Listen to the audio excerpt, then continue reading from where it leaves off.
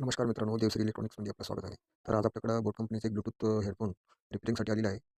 तर ते कस्टमरचं म्हणणं होतं की एक स्पीकर बंद आहे. तर बघू आपण काय प्रॉब्लेम.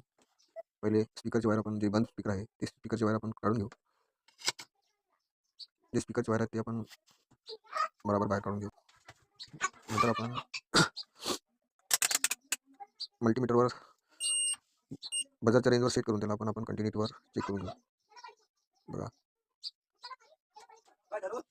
कंटिन्यूटीवर दाखवत नाही.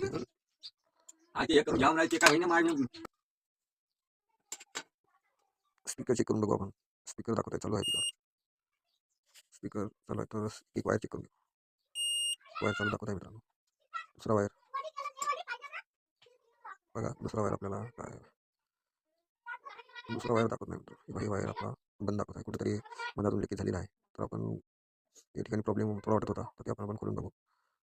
तर बघा मित्रांनो, बघा इथे वायरचा प्रॉब्लेम आलेला आहे. बघा ही प्रॉब्लेम आहे त्याचा मित्रांनो, इथून कट झालेली आहे वायर.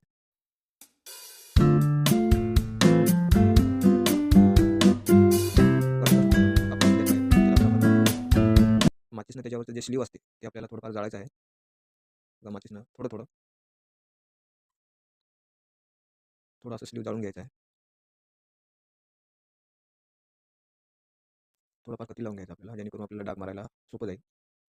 अशा पद्धतीने बघा आपण आता कंटिन्यूटीवर चेक करून पाहिलो तर दोन्ही आपल्याला वायर आपल्याला कंटिन्यूटीवर स्पीकरपर्यंत चालू आहे कंडिशनमध्ये दाखवतो.